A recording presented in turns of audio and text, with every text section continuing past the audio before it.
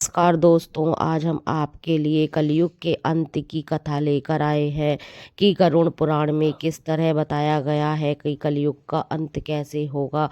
आपको यह कथा पसंद आए तो आप अपने प्रियजनों व मित्रों में ज़्यादा से ज़्यादा इस कथा को शेयर करें, जिससे सभी को पता चल सके कि कलयुग का अंत कैसे होगा। वीडियो पसंद आए तो चैनल को लाइक शेयर एंड सब्सक्राइब करें, बेल आइकन को प्रेस करें, जिससे आने वाली प्रत्येक वीडियो की नोटिफिकेशन आपको समय पर मिल है। सके। कलयुग के अंत के विषय में हमारे प्राचीन पुराणों में पहले ही भविष्यवाणी की हुई है।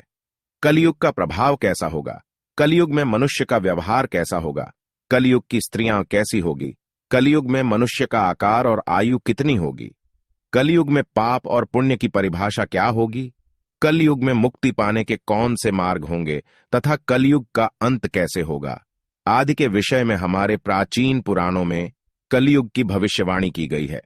भगवान श्री कृष्ण ने कलयुग की भयावहता का वर्णन गरुड़ जी के सामने किया है, जिसके बारे में प्राचीन गरुड़ पुराण में बताया गया है। तो चलिए जान लेते हैं कलयुग के बारे में की गई प्राचीन भविष्यवाणियां। कलयुग का अंत धर्म की विफलता, अनुशासन की कमी, मनुष्यों में बढ़ती दुर्भावना, धन की लालसा, अत्यधिक काम का प्रभाव, भ्रष्टाचार से बढ़ता व्यापार, गुरुजनों तथा पूज्य लोगों की नींद, स्त्रियों में व्यभिचार और अनाचार आदि गुणों की वृद्धि, लोगों में आध्यात्मिकता की कमी आदि प्रकार के लक्षणों से कलयुग की पहचान होती है। भगवान श्री कृष्ण ने कहा था कि कलयुग में मनुष्य का मन अत्यधिक कठोर हो जाएगा। मनुष्य अशांत, चंचल, धर्म से विमुख होकर अधर्म के पथ पर चलने वाले होंगे। उन्हें शास्त्रों का ज्ञान नहीं होगा, जिसके मुख से जो भी निकलेगा उसे ही शास्त्र समझा जाएगा। कलयुग के अंत में अधर्म और आसुरी शक्तियों का विनाश होगा और पुनः नए युग का आरंभ होगा, अर्थात फिर से सत्य युग का आरंभ होगा और सृष्टि का यह चक्र चलता रहेगा। चारों युगों में कलयुग अंतिम युग होता है। सबसे पहले सत्ययुग, उसके बाद त्रेता युग, फिर द्वापर युग और अंत में कलयुग। महाभारत के युद्ध के पश्चात कलयुग का आगमन पृथ्वी पर हुआ था। यह युग धार्मिक और आध्यात्मिक स्थिति में सबसे कम प्रगति करने वाला माना जाता है।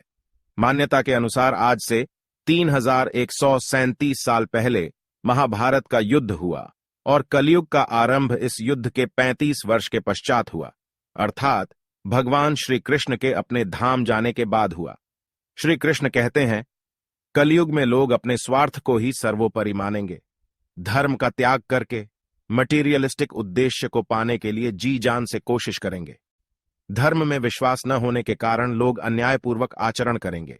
यदि हम आज के समय में देखें तो पाप इतना बढ़ चुका है, मानो ऐसा लगता है कलयुग का अंत अब निकट आ चुका है। लेकिन कुछ विद्वानों के अनुसार यह तो बस शुरुआत है। आगे कलयुग और भी भयानक रूप लेने वाला है। कलयुग के उस भयानक रूप को देखने की क्षमता आज के मनुष्यों के अंदर नहीं है।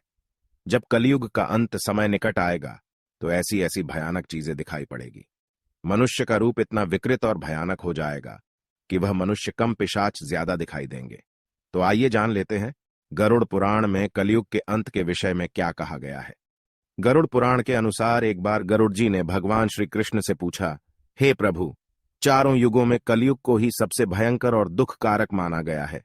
इस कलयुग का अंत कैसे होगा और कलयुग का अंत समय निकट आने पर कौन से संकेत दिखाई देंगे? तब भगवान श्री कृष्ण ने गरुड़ जी को कलयुग के अंत के समय मिलने वाले भयानक संकेतों के बारे में बताया है। जब पृथ्वी पर चारों तरफ ऐसे संकेत दिखाई दे तो मनुष्य को समझ जाना चाहिए कि कलयुग का अंत निकट आ चुका है और अब सृष्टि का अंत प्रलय से होगा। सबसे पहला संकेत, भगवान श्री कृष्ण के अनुसार कलयुग का अंत समय निकट आने पर मनुष्य की आयु घटकर केवल 20 वर्ष ही शेष रह जाएगी। 12 वर्ष की आयु में ही मनुष्य के बाल पक जाएंगे।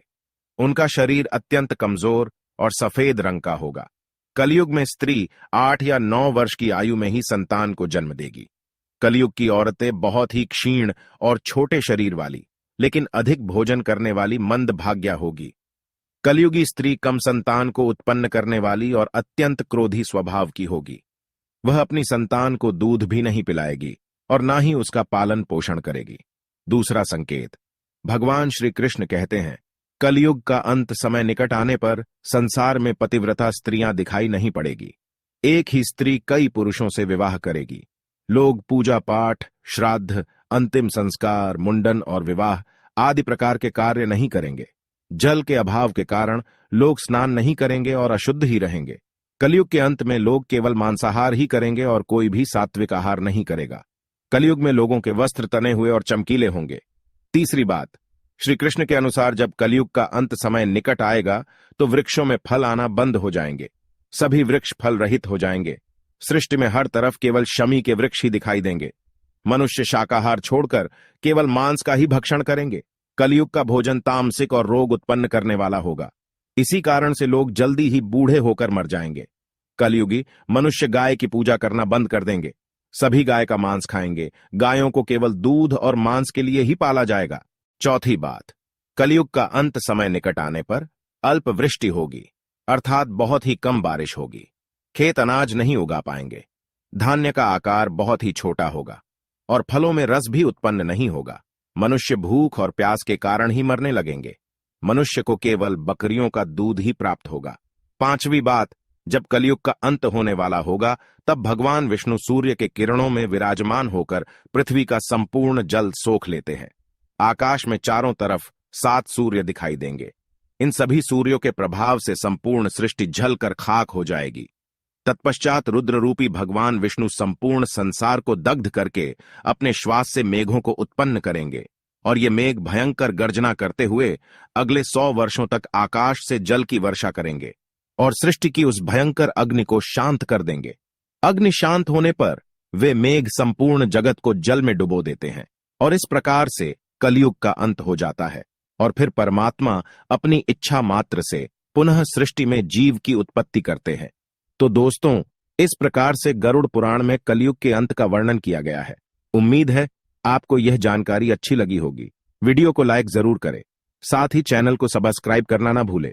आप सभी का धन्यवाद। कलयुग के अंत की यह कथा पसंद आए तो हमारे चैनल को लाइक करें, शेयर करें एंड सब्सक्राइब करें।